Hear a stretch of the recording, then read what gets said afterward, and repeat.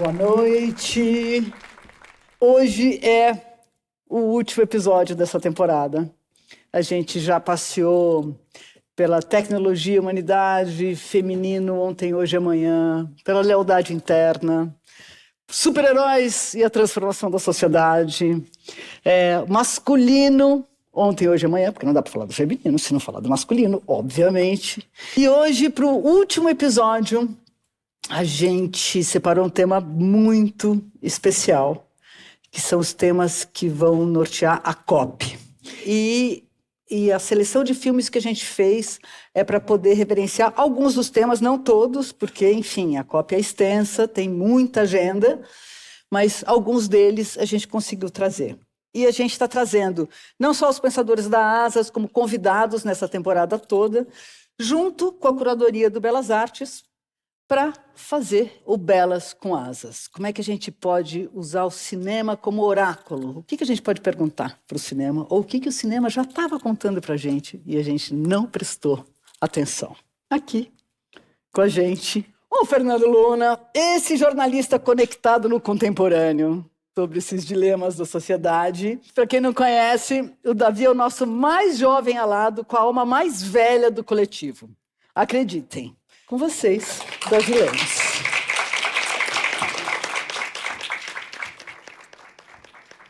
Não dá para falar dos temas da COP sem pensar o que é que a gente vai fazer com tudo isso. Já que o propósito da Asas é experimentem outros pontos de vista, certo? A gente trouxe filmes que tenham movido a sociedade adiante.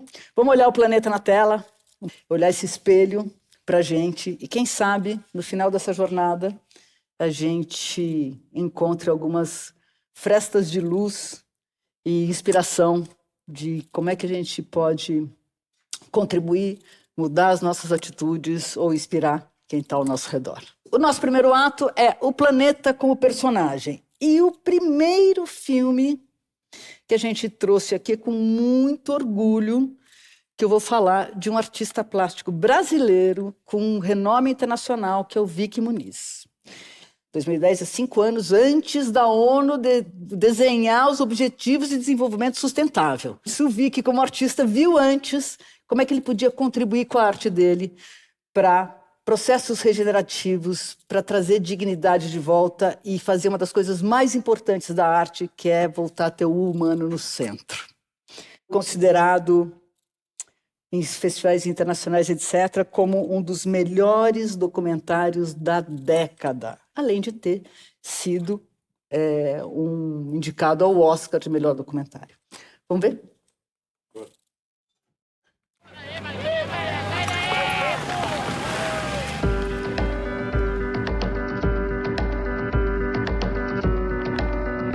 What I really want to do is to be able to change the lives of a group of people. Eu queria fazer a retrato dos catadores e o dinheiro todo da venda das fotografias iria reverter para fazer alguma coisa mudar aqui.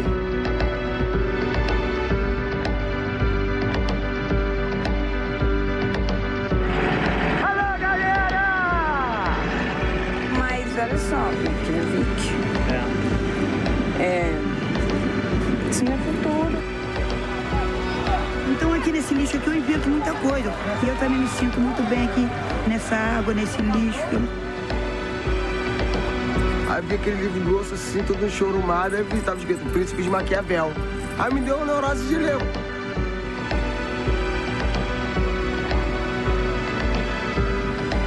Muito bom. Pensando assim, o que você vai fazer na hora que você sair daquele jardim Gramado?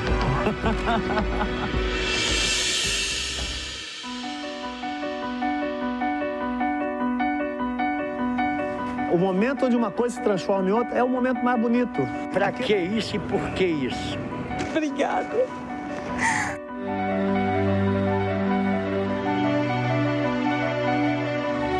Caraca, maluco. Eu nunca imaginei uma obra de arte.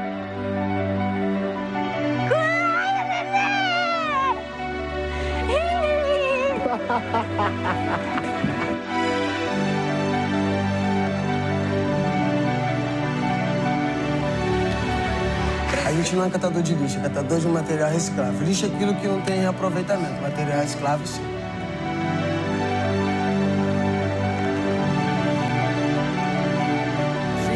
great work by Vic Muniz, Pictures of Garbage.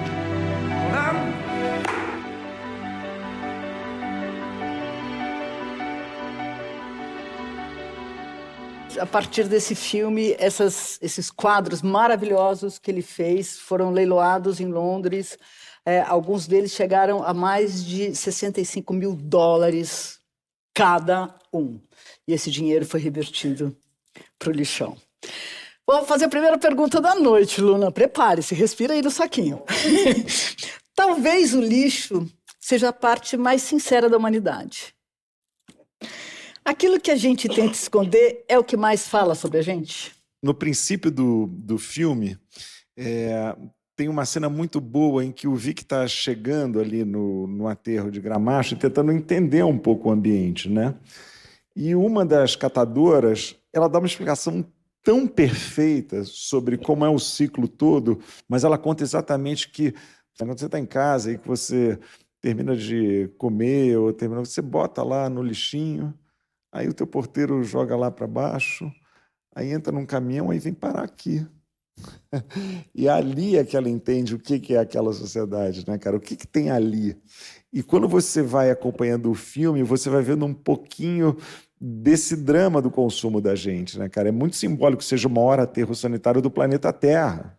Então, sem fugir dessa contradição, eu acho que o filme explora muito qual é o lugar do consumo e como a gente tenta, de alguma maneira, se afastar daquilo que a gente não quer mais, né? E rejeita, e que está um pouco na natureza da nossa crise, né? A gente consome, sei lá, 2 planetas em vez de consumir um só e não tem o segundo para a gente consumir. Então, o filme, eu acho que ele funciona em muitos registros. Assim, as histórias que estão em volta do Gramacho são muito poderosas, né? Os personagens todos ganham contorno, eles não estão ali só como catadores ou recicladores, eles estão ali como a pessoa que perdeu os pais e de alguma maneira escorregou na pirâmide social e foi parar ali. Ele está na mulher apaixonada que acabou de brigar com o amor da vida dela, está na mulher que engravidou do 3º filho e que é a avó que cria porque ela não consegue criar. E quando a gente aproxima, eu acho, a arte, que é uma coisa que a gente está acostumado a ver no novo Museu do MASP, na Bienal, em lugares muito limpos, muito ricos em geral, se misturando ascéticos, ali, dá um curto-circuito que é rico, assim, independente dessas questões que o próprio filme trata. Tem uma hora que o próprio Vic se questionando, né, qual é o sentido dessa empreitada, né, você entrar nesse ambiente que você sabe que vai sair dali a 2 meses e o ambiente vai continuar ali. Então, acho que para responder, diz muito sobre a gente, especialmente sobre aquilo que a gente não quer contar para os outros, o lixo que a gente produz. E acho que é muito fácil a gente se sentir impotente frente a essas coisas sistêmicas, globais que estão acontecendo, mas a gente não reconhecer que no nosso íntimo, na nossa psique, na nossa vida, a gente está refletindo essas crises, né? É o carro que está parado no meio do trânsito, olhando para todo mundo e fala assim, nossa, que trânsito horrível, né? Mas você faz parte do trânsito, você está causando trânsito também, né? E o que isso significa a nível psicológico para cada um de nós, né? Porque o lixo é aquilo que a gente quer esconder, né? A gente quer colocar ali no elevadorzinho do prédio e vai embora e chega em algum lugar e eu não tô nem aí para onde Fiz a minha parte. A minha parte. Separei ali no mínimo e vou embora. E a arte é o contrário, né? Aquilo que a gente quer expor. A gente quer colocar na parede de casa, a gente quer que todo mundo veja aqui, olha que lindo, que belo, como eu sou inteligente ter feito essa curadoria e tal. Então, é muito emocionante poder pensar nesse processo de alquimia, quase, de transformar o lixo em arte. Mas para a gente poder transformar o lixo em arte, primeiro a gente precisa encarar o lixo, né? Então, é muito chocante a cena de você conseguir ver as pessoas ali naquela montanha de lixo e falar, cara, eu faço parte disso, né? Aquele lixo também é o meu lixo. E se aquilo ali é o lixo que a gente está gerando para o mundo, qual que é o lixo que a gente está gerando para o mundo a nível psíquico, né? Que a gente não quer ver na nossa própria vida, que a gente não quer encarar na nossa sociedade, né? As injustiças, as desigualdades. Eu queria comentar uma coisa antes de passar para o próximo filme, que é a importância das artes plásticas nesse momento do mundo com todas essas crises. A gente tem visto cada vez mais artistas como o Vic Muniz fazendo arte ativista, né? Eu lembrei, por exemplo, do francês do Diar, que saiu com Visage Village, registrando fotos. Aliás, que documentário também lindo. E revelando isso. Se tem uma coisa que não dá para, vamos dizer, reciclar, é dignidade humana, né? Acho que a arte ajuda a organizar isso e, de alguma maneira, mobilizar a gente para a transformação muito concreta, né? Por coincidência, eu estive em Belém, do Pará, e fui para a abertura do Museu das Amazônias. Um museu dedicado a pensar e refletir sobre a relação da gente, e aí é da gente com a Amazônia, não só uma Amazônia como natureza, a Amazônia como um lugar que habita um monte de gente, né? Milhões de pessoas. Como é que os povos ribeirinhos, os povos originários, quem chegou lá depois, como é que a gente está conseguindo todo mundo lidar aí? Mas, curiosamente, né, e claro que aproveitei para dar uma passeada boa na cidade e entender assim, como é que estava sendo essa preparação para a COP. E a obra que está mais atrasada é que tem a ver com isso aqui, é o saneamento.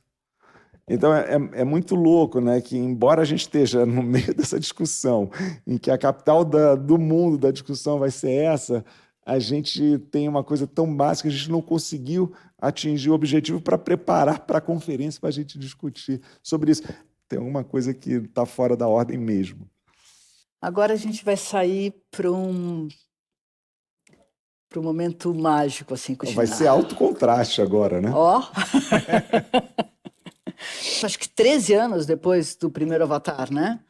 E o James Cameron ficou mais de 6 anos pesquisando toda a fauna marinha para retratar esse filme. Foi indicado para melhor filme, melhor som, melhor direção de arte. Ganhou, disparado, com melhor efeitos visuais. Tem uma coisa que eu ouvi, eu acho que foi de uma criança, eu não lembro. O mar é o nosso pulmão? É assim que a Terra respira?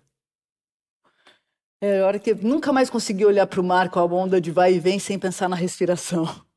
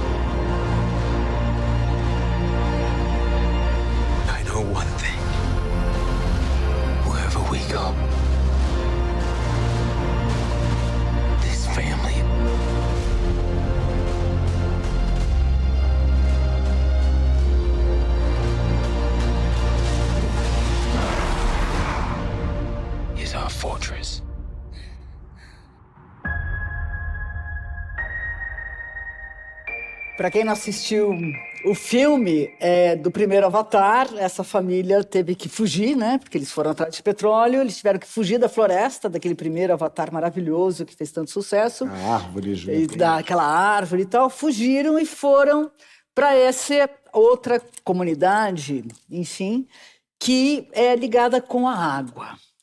E aqui tem 2 coisas desse filme que me chamam muita atenção, que é, no filme você aprende que a importância de respirar junto. Como será que seria possível a gente respirar junto? E a segunda é falar sobre hereditariedade. O que é a importância do que vem antes de nós e como é que a gente honra isso que está à frente. E acho que tem algo muito importante quando a gente pensa sobre mente, que é como a gente não é controlado pela mente. Nós temos corpo também, fora da nossa mente. Às vezes eu esqueço disso, eu tenho que me lembrar. Eu tenho que confessar que às vezes eu esqueço. Muitos de nós, e eu me incluo também, que trabalham com as nossas mentes o dia inteiro, é fácil a gente esquecer, mas que a gente não está honrando toda a potência e o quão incrível é o corpo humano. Então, acho que é uma tecnologia, na verdade, né, que acho que você trouxe, que ajuda muito a gente não se perder por devaneios da mente, ego, se deixar ser controlado, manipulado. Tem esse aspecto da gente conseguir se reconectar com a base da nossa vida, que é a nossa existência corpórea, e como isso pode trazer benefícios sistêmicos para nós também. Ele também me faz lembrar de uma pergunta que acho que vai ser um bom gatilho para você, Luna. Nós somos donos da Terra ou a gente faz parte da Terra? E eu ia pegar essa história da hereditariedade nesse laço familiar, assim. Morreu recentemente um cientista americano, o Edward O. Wilson, que desenvolveu um conceito maravilhoso chamado biofilia, que é basicamente dessa tendência que seria inata da gente, nós seres humanos, né, teoricamente separados da natureza, nos conectarmos com a natureza, uma vontade de amizade, de proximidade com a natureza, com os animais, com as plantas, com tudo. Parece uma conversa hippie, mas é uma conversa de um dos cientistas mais importantes dos últimos 50, 100 anos. E ele tinha uma coisa linda que ele falava, não é que existem muitas formas de vida, tipo, nós, Homo sapiens sapiens, somos uma forma, o cachorro é outra forma, a tipuana é outra forma, o bem-te-vi é outra forma. Não, existe uma coisa só chamada vida, e ela se manifesta de maneiras muito diferentes. E isso encerra de outro jeito a questão. É todo mundo a mesma coisa, com uma expressão ligeiramente diferente uma da outra. Acho que a hora que a gente encara desse jeito, a gente ganha um ponto de vista tão diferente sobre o que é estar aqui e o que a gente tem que fazer para continuar aqui. Me lembra de um conceito que um designer canadense, o Bruce Mau, desenvolveu, que é do design centrado na vida. Né? E ele fala que no século XX a humanidade ousou sonhar sobre uma vida centrada no bem-estar do ser humano. Você não tinha um conceito global, universal, de que os seres humanos deveriam ser cuidados. Né? Esse foi a grande ousadia da humanidade durante o século XX. E aí desenvolveu seus sistemas, justiças, nações, até a COP veio desse paradigma, de certa forma. Agora está na hora da gente evoluir de estágio de maturidade, meio que passar de uma adolescência da humanidade para uma adultez, uma maturidade, que pode se responsabilizar não só por si, mas também pelos outros. E, portanto, assumir um papel não de dono da Terra, mas de guardião, talvez, que consegue proteger e guardar as condições para o desabrochar de toda a vida na Terra. Esse é o desafio que é muito mais do que uma negociação entre países pode fazer, porque vai muito além disso, né? Será que o caminho da água, né, desse filme não é o caminho de volta para casa?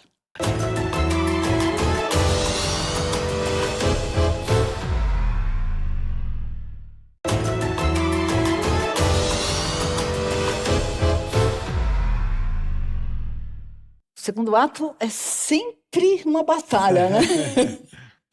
Então aqui a gente está entre a mente conectada e a sociedade desigual. Vou começar com um filme que acho que vários aqui viram. É um grande documentário, que é O Dilema das Redes. Quem já assistiu? Olha, vários! Como é que é isso que a gente chamava de capitalismo de vigilância? Agora é tecnofeudalismo. Né? A nossa nova expressão. Tá piorando, não é mais, está piorando. Agora a gente está falando do tecnofeudalismo.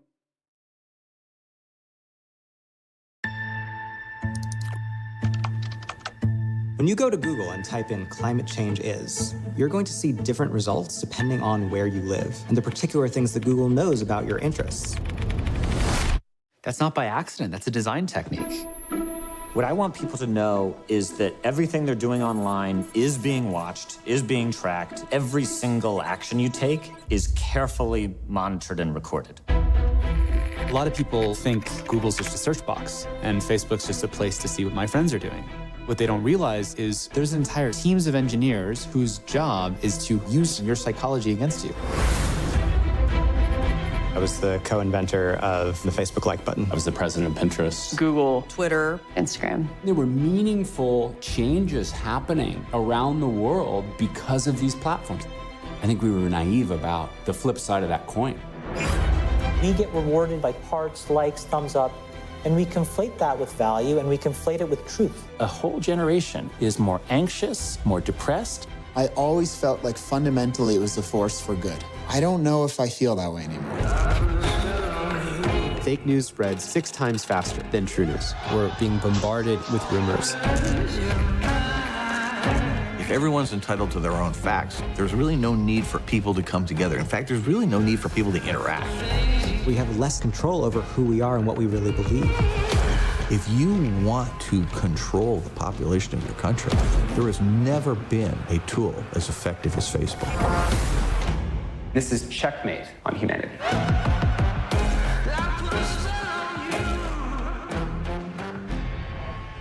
Esse é um tema que a gente falou muito no episódio número 1 do Belas com Asas, que essa é a tecnologia nos humaniza. Que esse é de 2020. Em 5 anos, o que a tecnologia avançou é uma loucura, né, gente? Se a gente pensar de 5 anos atrás, o que está acontecendo agora, todo mundo com o GPT na mão... O mais assustador desse filme, terapia. eu acho que é isso. Ele foi feito antes da popularização da IA. Será que a próxima revolução tecnológica não seria a desconexão? Isso talvez seja o maior luxo, né? Hoje. Pouca gente pode se dar o luxo de desconectar. Eu acho só quem é muito, muito rico e muito sábio. Não são coisas que andam necessariamente juntas, como a gente sabe. O maior luxo que existe hoje não é o jato Bombardier de 80 milhões, o iate de 350, é ficar desconectado, cara. O cinema é um dos pouquíssimos lugares que ainda se desliga o celular. Às vezes. Depende. Às vezes. Aqui desliga. Às vezes. A chance é maior aqui, eu tô com você. Mas saiu uma pesquisa do The Economist que mostrou pela primeira vez o pessoal de 16 a 20 anos desconectando das redes sociais, reduzindo o horário de tela espontaneamente. Sim. Assim, há esperança. Sim. Né? E eu acho que isso vem dessa geração que passou pela adolescência durante a pandemia e viveu na pele a dor que foi tudo isso, e o isolamento, e a falsidade. E esse documentário saiu também bem nessa época, onde eles estavam nesse período formativo, né, de opiniões e tudo isso. E tem uma contracultura, de certa forma, muito forte, né, com relação a isso. Mas esse é um filme que apareceu e foi quase como uma camada assim, de susto em cima do susto, que foi no primeiro ano da pandemia que ele foi lançado. Acho que muita gente viu também, porque estava todo mundo dentro de casa. E a gente está falando aqui de ecologia mental no final, né, cara? Eu não acho que está melhor, acho que piorou brutalmente, tem esses focos de resistência, está caindo o uso de redes sociais, né, especialmente pela molecada. Mas eu tenho muita dúvida se é só até inventarem o próximo botão do like. Eu tenho notado uma volta do craft, do artesanal. A quantidade de gente que voltou a fazer tricô, bordado. O clube de leitura voltou a ser it. Voltou a ser um must você estar num clube de leitura, de livro com página, não é? Você vira. Você liga virando, né? Assim, é muito legal. E não sei se isso não está também nessa direção de que está tão exacerbada a tecnologia, está tão exacerbada a conexão, que já tem assim, ondas que você vai sentindo de gente desconectando, buscando ou como era antes. Eu acho que a gente está chegando num ponto de saturação, porque não dá mais para viver assim. Uma minoria está passando desse ponto de saturação e meio que caindo no abismo em condições psiquiátricas realmente, seja de vício ou de alienação ou de psicose mesmo, né? Você tem nos Estados Unidos diversos casos já documentados, todo um movimento ativista para os casos de psicose induzida por IA. Então isso já é uma doença que está sendo formalizada no Manual Diagnóstico Médico Americano, psicose induzida por IA. Os jovens sempre estão na frente da curva e eles estão já mostrando essa tendência acontecendo, mas eu acho que vai ter gente que vai cair no precipício e vai se perder e não vai ter volta, né? A não ser que seja medicado ou... Eu acho que está todo mundo medicado, né? Tem uma epidemia de distúrbio de ansiedade, né? Em que o Brasil é protagonista. O Brasil é o segundo maior número de transtornos de ansiedade do planeta Terra. Então, a gente sabe exatamente de onde vem isso daí, né? O que a gente vê acontecendo de burnout no trabalho, numa relação doentia, em que as mensagens acontecem às 11 da noite, às 6 da manhã, no sábado, no domingo, tem um limite mental. A minha dúvida é o quanto que esse capitalismo de vigilância, o capitalismo tardio, o nome que a gente queira dar para isso... O técnico-feudalismo. Ou o técnico-feudalismo, o quanto tempo demora para a gente atravessar isso? Porque estamos falando desses processos históricos. Né? Esse negócio de viver vendo história é uma desgraça incrível. Que é a velocidade da transformação da cultura, ela acompanha a velocidade da transformação da tecnologia, e que é exponencial. Né? Mas eu vou colocar uma lufada de esperança real. Ok, pode ser que a gente não tenha mais jeito, mas a gente sempre cuida da próxima geração. A gente tem jeito. A gente sempre tem jeito. Amém. Mas para a gente conseguir reciclar o lixo em arte, a gente precisa olhar para o lixo. Mas o que eu queria comentar é regulamentação, viva regulamentação. Parece que é a salvação do planeta, é a gente ter boas regulamentações. Nas escolas, proibindo as crianças de levarem celular. Saiu já o estudo do que aconteceu no primeiro semestre no Brasil, com as crianças sendo proibidas de usar o celular, como elas voltaram a brincar, como elas voltaram a se conectar. O cyberbullying, né, que eles fazem pelo celular, caiu vertiginosamente em 6 meses, gente. Para as crianças é evidente, né, cara, como é destrutivo você ficar num momento que você está formando o seu cérebro, entendendo o mundo, mergulhado numa tela que te exige um grau de estímulo, de dedicação, suga a tua atenção de um jeito que é impossível você captar qualquer coisa. Mas não é só ela, né? Eu fico também olhando os velhos muito afundados no celular.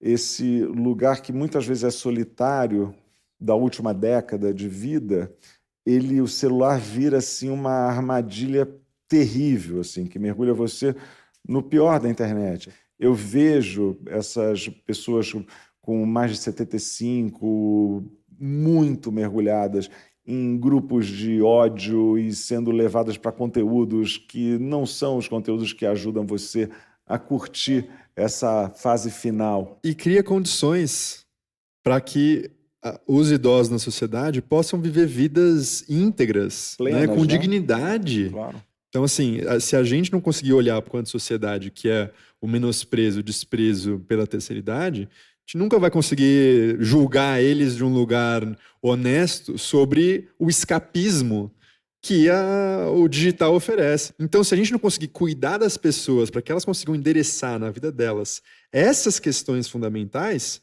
o ópio do digital sempre vai estar ali como algo conveniente, disponível e gratuito, muitas vezes, né? Seguimos? O próximo é um filme que nasceu de uma pergunta que acho que muitas vezes a gente já se fez, que é: quem cria os filhos de quem cria o país? Quem cuida de quem cuida? Esse filme que eu vou trazer para vocês foi citado em muitos prêmios, foi parte de uma PEC, ou seja, quando a arte chega perto da política, é porque isso aqui faz muita potência, muita força, e foi citado como um dos melhores filmes junto com Parasita, que foi o filme que ganhou o Oscar. A gente está falando do Que Horas Ela Volta. Regina Casé, maravilhosa, e... vou ter que saber quem é que assistiu aqui. Quem assistiu? Olha isso, que lindo! Val? Sim? Pode tirar, por favor.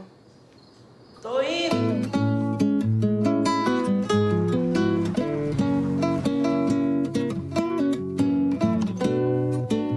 Como é que você vai tomar?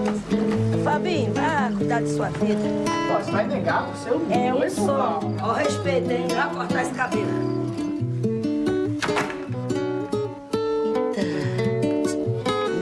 Tamar, Jéssica, minha filha, tá querendo vir pra São Paulo pra ficar comigo. Quanto tempo vocês não se veem?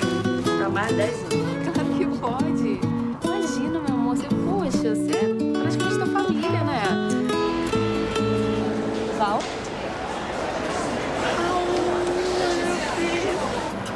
Eles estão doidos para lhe conhecer. Tá me levando pra casa dos teus patrões? Eu moro no serviço. E acalma. Tá me levando pra casa dos outros. Bem-vinda, te gosta muito da sua mãe é muito importante nessa casa, então você também... Ah, é onde eu vou ficar, então? Você tá doido, perdeu o juízo? Você quer ficar aqui? Pelo amor de Deus, pelo amor de Deus, pelo amor de Deus. Onde é que já se viu filha de empregada sentar na mesa dos patrões? Eles não são meus patrões, não. Tu nunca nadou aqui. Eu vou nadar na piscina da casa dos outros.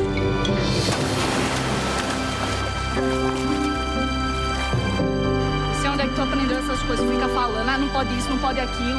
Isso aí ninguém precisa explicar, não. A pessoa já nasce sabendo o que pode e o que não pode. Não voltasse por quê? Vou lhe dizer uma coisa, Deus me livre, mas um dia tu vai entender direitinho tua mãe. Regina Casé é monumental nesse filme, monumental, incrível. É uma comédia social com uma tragédia íntima, né? Então... Tem uma tragédia nacional também, porque é a história da escravidão no Brasil, né? Em volta desse filme tinha a discussão da PEC das domésticas. Como é que a gente tem uma sociedade que protege seus cidadãos? Né? A PEC da doméstica era isso. Como é que você dá garantias mínimas trabalhistas para quem não tinha nenhuma garantia trabalhista e, de algum jeito, tinha herdado esse serviço que, desde a época da escravidão, era feito por pretos, depois por pobres, e que sempre foi um trabalho visto como uma coisa menor, desimportante, embora com essa contradição, né, dentro da nossa casa e num lugar que muitas vezes tem afeto também, mas sem deixar de ter o fosso social que aparece nessas cenas, na hora que a filha senta na mesa, ou na fala da dona de casa, né? Você é praticamente da família. Né? Esse lugar da contradição é louco, mas quem deveria cuidar... Talvez a gente, como sociedade, né, na hora que se organiza para que todo mundo consiga ter uma condição mínima de existência, com dignidade. Né? E aí, acho que vem o ponto de quem cuida de quem cuida. Tem algo de errado que está acontecendo se as pessoas estão precisando de um nível de cuidado tão grande. É a ferida mais profunda, que é tão profunda que as pessoas não querem nem ver. Né? O trauma coletivo não resolvido da sociedade brasileira, que é a escravidão. Até hoje, né? Acho que estamos começando agora a ter vozes falando, um reconhecimento, tem uma transformação social que dá para a gente perceber que está começando. Agora, já é aquela coisa lenta. de que você não fica mais 24/7, né? Assim, trabalha-se 8 horas, como todos os outros trabalhadores, paga-se pelo trabalho, porque é um trabalho digno também. A indignidade não está no trabalho, a indignidade está na falta de possibilidade, né? É isso que é uma vergonha. À medida que a gente foi trazendo mais para o centro do debate público a questão das injustiças sociais, a gente começou a criar também equipamentos, instituições e processos de acolhida e cuidado dos violentados, dos oprimidos, né? Mas a gente não criou nenhum tipo de processo explícito para ajudar os opressores e os cúmplices da opressão a reconhecerem isso e conseguirem transmutar essa violência que eles foram executores ou cúmplices no passado num processo de transformação pessoal profundo. Eu vejo que esse debate explícito gerou muita alienação também, né? E aí sentirem a culpa, muitas vezes, mas não conseguirem transmutar a culpa em responsabilidade e em desenvolvimento pessoal. E essa culpa vira raiva.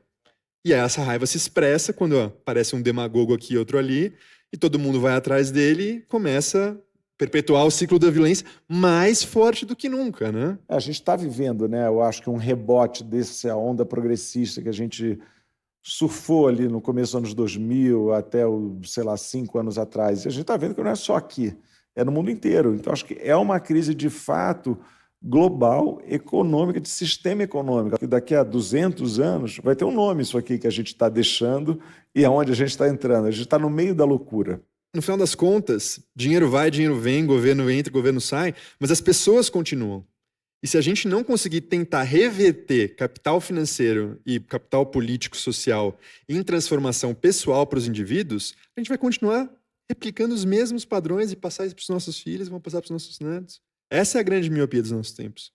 A gente vai aprofundar um pouquinho mais agora nesse filme que entra, porque a gente saiu de uma comédia social que já deu tudo isso. E agora a gente vai para um filme que respira para entrar, mas é para a gente falar sobre o feminino como força regenerativa, biológica e simbólica. É um filme que estreou em Veneza, de uma jovem diretora brasileira que está sendo renomada no mundo inteiro, foi considerada a diretora revelação em Cannes. E nós estamos falando da Mariana Bernard, com o filme Manas. É um grandíssimo filme. Nossa! É um filme extraordinário. Recomendo. Talvez seja o meu favorito dessa leva de hoje. Assim. Manas fala de uma coisa muito dura, que é o abuso das pré-adolescentes no norte do país. Que é no país inteiro, né? Ali ela escolheu aquele recorte da Ilha de Marajó, mas acontece aqui em São Paulo, acontece no Jardim Europa, que lá acontece que lá tem um sistema. Tem um sistema. Mais desse filme. Que, aliás, essa menina, estou apaixonada por ela, Luna. Assim vai ficar com cara de braba na identidade. Dá um sorrisinho de leve. Vou precisar da certidão de nascimento dela. 2, 3 e...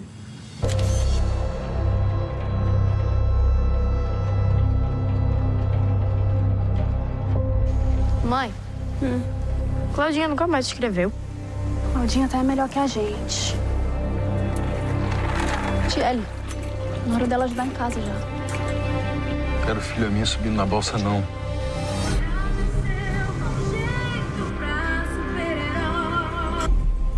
Dorita. Xixelenta, velha. Catinga. Não, vai soltar a minha mão. Bora caçar, Tiele? Eu? Caçar? Bora?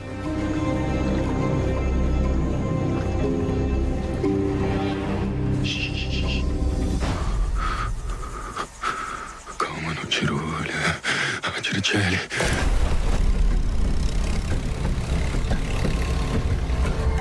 É muito bonita, isso. Tem namorado?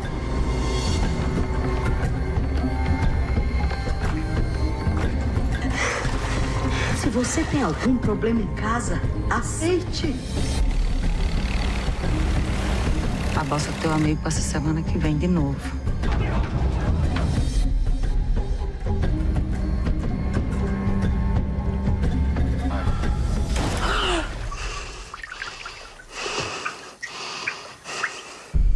É a história dela, que é uma menina de 12 para 13 anos de idade. Aliás, o filme é todo do ponto de vista dela, que é sensacional.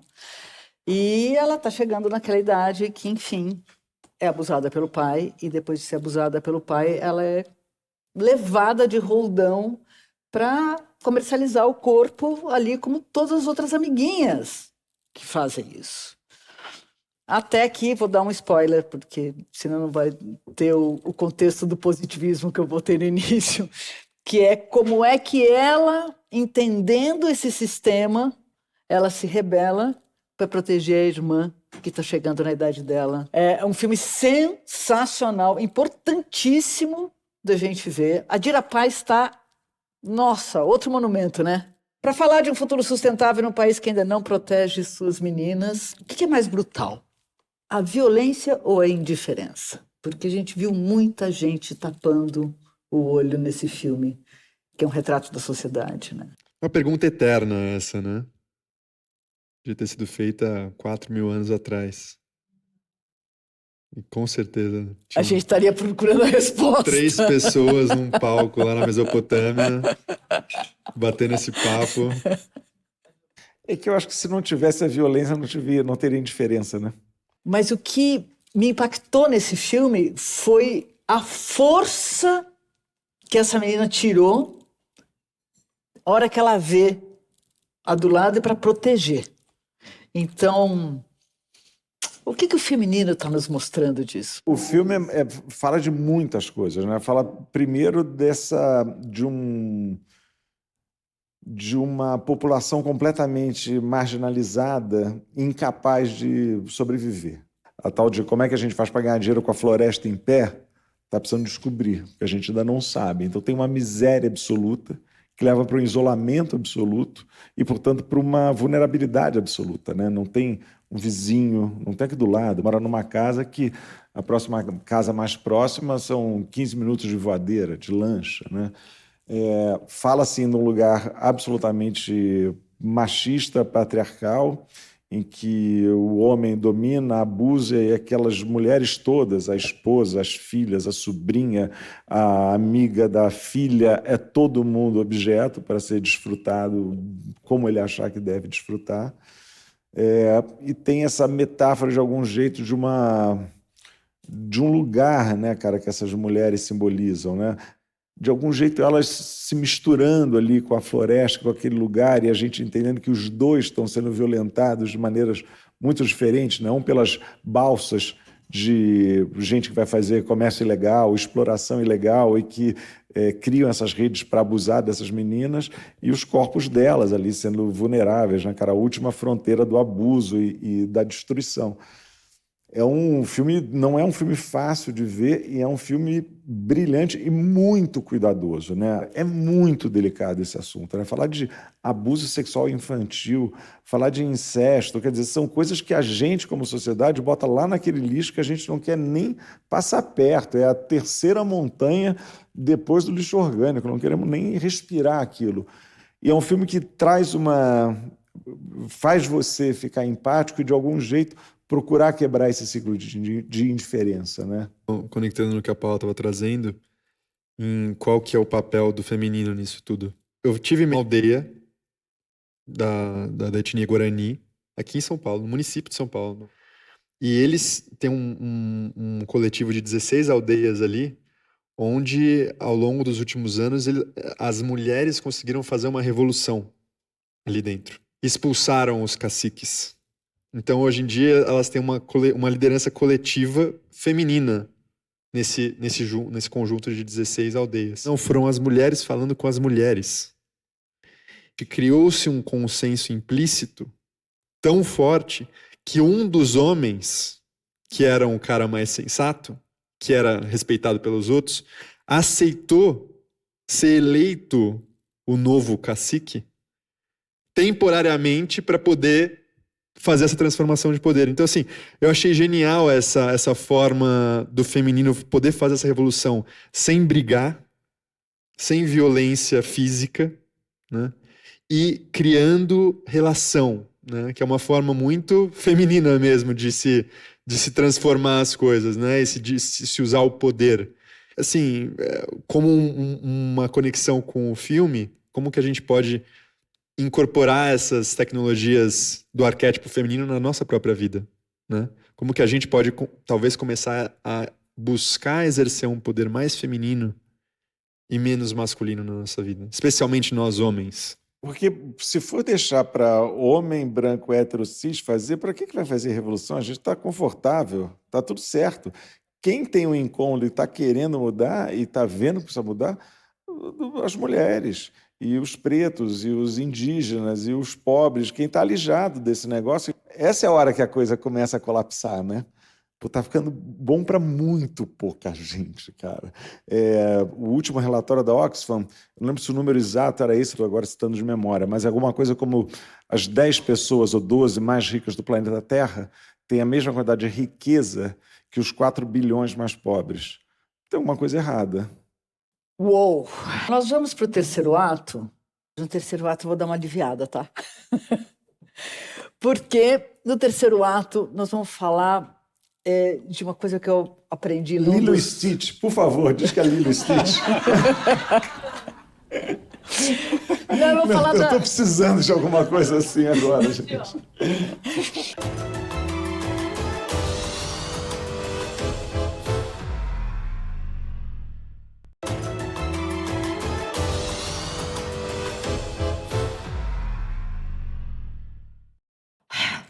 Uma fresta de luz para o futuro, que é como é que a gente encontra abundância na escassez.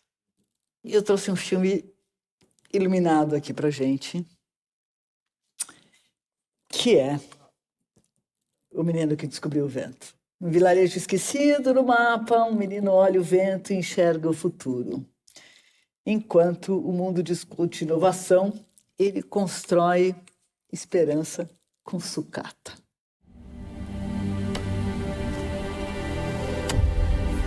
How does it feel, William? I never went to secondary school because proud. Hey, looking sharp, eh? You too, man. Kachokolo is not the wealthiest school in the district, but it's down to each one of you to decide your own level of commitment. Commitment! The rains came late this year, and now the trees have gone. Malawi is preparing for a very long, hungry season. Tiene kuti tizingonya kamodzi patsiku.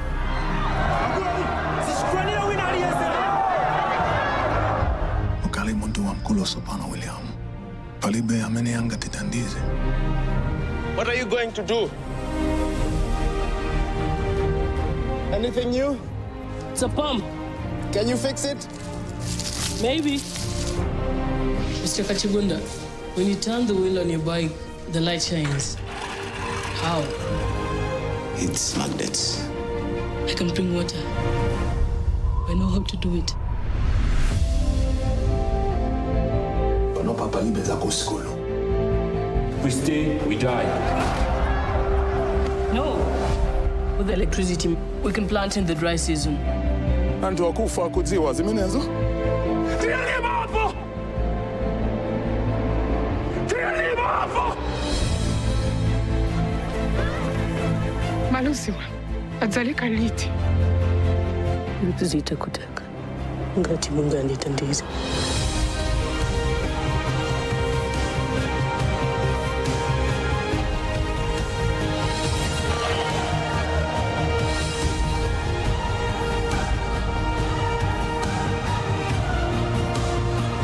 Wale watawa wa baba ndilibeza kulota. A importância da curiosidade. Essa é uma história real, né? Para quem assistiu o filme sabe, essa história é real. Esse menino foi expulso da escola porque o pai não pôde pagar. E aí ele conseguiu ali, com muito jeitinho, conseguia ainda frequentar a biblioteca escassa da escola. Até onde a gente consegue ir quando a curiosidade não se esvai, quando a curiosidade não vai embora. Botei 3 pontos, né? Abundância na escassez, botei a esperança com, de repente, uma nova tecnologia e o poder da curiosidade para a gente fazer o mundo ir adiante. Eu tenho uma coisa bem clara para falar sobre isso, porque eu acho que essa questão da esperança ela tem que ser encarada de frente. Ela é, com certeza, a tecnologia mais potente que a gente tem em frente a todas as crises e cenários existenciais ou sombrios que a gente enfrenta. Não é a esperança infundada. Ela tem que ser uma esperança que olha para o lixo antes de tentar reciclar ele e busca entender o lixo. Muitas das pessoas que começam a enxergar e entender o que está acontecendo no mundo podem ficar paralisadas ou cair num niilismo, assim, né? O tipo de esperança que a gente está buscando não está ancorada em querer escapar da crise ou querer não acreditar que a crise e os problemas existenciais que a gente está vivenciando são verdades ou são realmente tão severos quanto eles são. Mas ela está ancorada num lugar que reconhece na profundidade o que a gente está vivendo. E a partir desse reconhecimento, de uma empatia profunda, conseguir acreditar que ainda assim é possível fazermos algo melhor. Esse é o tipo de esperança que a gente precisa. Não a esperança La La Land. É olhar no olho, né? E eu adoro esse filme também porque mostra que a fome não é um problema natural ou da natureza, né? Porque a gente tem uma seca grande, a comunidade meio perde a safra e fica todo mundo com fome. Fome não é um problema de natureza, é um problema político, né? Tem uma decisão de não prestar atenção nessa mudança climática e como é que a gente se protege com ela. Então, o drama todo é como é que o menino que descobriu o vento consegue convencer, né, os outros que a tecnologia pode ser boa. Esse filme coloca uma questão que às vezes parece ser simplesmente ambiental nessa chave também política. Não dá para a gente separar as duas coisas.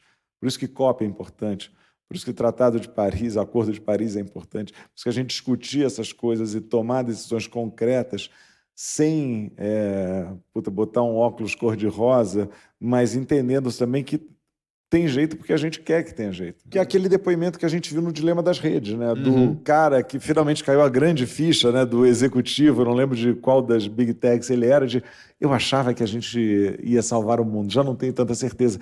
A gente esquece que essa indústria começou na Califórnia, nos anos 70, numa época que tinha uma combinação muito rara e única entre uma cultura alternativa oriental com a tecnologia da Califórnia, né? O livro favorito de Steve Jobs não era, sei lá, Como Ficar Bilionário em uma Semana. Era a autobiografia de um Yogi. Essas empresas começaram em garagens, né, com garotos de 20 e poucos anos querendo transformar o mundo. Tem ali uma urgência que se manifestou em movimento hippie, movimento feminista, que era do jeito que está, não dá. Eu acho que a gente já está vivendo a rabeira dessa insatisfação. Então tinha essa ambição, que depois é completamente absorvido por um negócio de sugar a atenção, de destruir a nossa ecologia mental, em que a gente é transformado em produto, que é a frase mais famosa desse filme, né? Se você está usando alguma coisa na internet que é de graça, é porque você é o produto. Gente, olha, entre tantas catástrofes anunciadas, né? O cinema ainda insiste em mostrar frestas de luz. Então, em Lixo Extraordinário, a arte brota do descarte. Em O Dilema das Redes, a consciência desperta no meio do ruído. Que horas que ela volta à dignidade, sobe a escada e muda o andar da história. Avatar nos lembra que a natureza é personagem principal e que o futuro depende da respiração do planeta. Vamos todo mundo respirar? O menino que descobriu o vento sopra esperança sobre o deserto. E Manas revela o feminino como energia regenerativa, sim, biológica, simbólica, capaz de costurar o que o mundo rasgou. É o que ela faz ali. Então o cinema vê primeiro, mas não vê sozinho. Que dessa revoada de filmes nasçam novos pontos de vista, porque o cinema dá asas que a gente ainda não ousou enxergar. Espero vocês na próxima temporada do Belas com Asas. Boa noite.